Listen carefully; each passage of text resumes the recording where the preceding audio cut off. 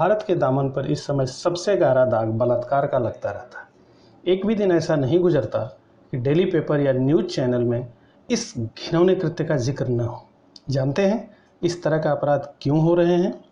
असल में किसी भी अपराध को रोकने में दो बातें सबसे अहम भूमिका निभाती। एक तो आपकी सोच व आपका संस्कार, और दूसरा समाज और सत्ता का भय।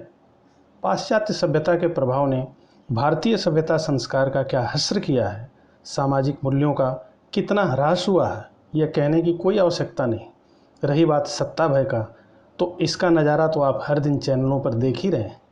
दरअसल हमारा सबसे बड़ा दुर्भाग्य यह है कि हम एक पूर्णतः असफल संविधान के साए में जी रहे हैं, एक पूर्णतः असफल व्यवस्था की गुलामी में जी रहे हैं। हम एक ऐसी व्यवस्था में जी रहे हैं जिसमें सत्ता प्राप्त करते ही हर भाजपा कांग्रेस बन जाती है। तनिक सोचकर तो देखिए, क्या एक भी अपराधी के मन में हमारी व्यवस्था, हमारे संविधान, हमारे प्रशासन का भय है? नहीं है, बिल्कुल भी नहीं है। यदि होता तो देश में मासूम बच्चियों के साथ विभत्स बलात्कार और हत्या की घटनाएं नहीं होती रहती। हमारा दुर्भाग्य यह भी है कि हम इस नालायक व्यवस्था के साए में रह रहकर पूर्णतः कायर हो चुके हैं। हम चाहकर भी तख्ती और मोमबत्तीवाद से ऊपर नहीं उठ पा रहे। हमारा विरोध नपुंसक हो गया। हम यह सोच कर बैठ गए हैं कि हत्या बलात्कार की सज़ा देना कानून का काम है। इस मिट्टी ने स्त्री के अपमान का दंड क्या तय किया था, यह भी भूल चुके हैं हम। महाभारत में द्रौपदी के अपमान का दंड तब पूरा हुआ जब लाखों की भीड़ के बीच भीम ने दुशासन की छाती फाड़कर उसका रक्त पिया।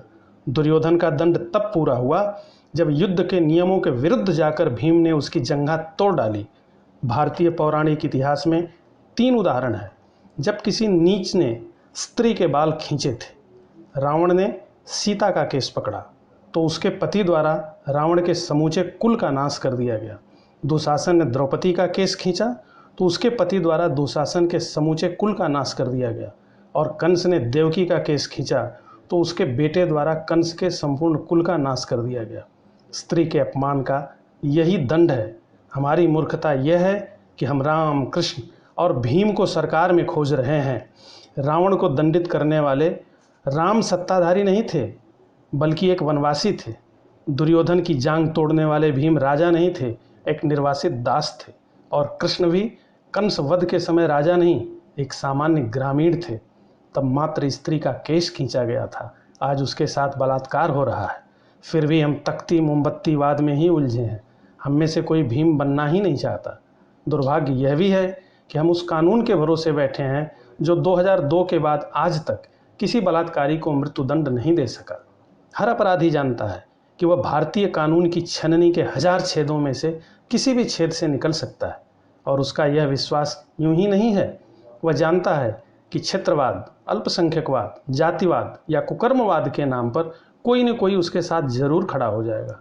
वह जानता है कि वह बच जाएगा। कोई मोदी जोगी इसे नहीं रोक सकते।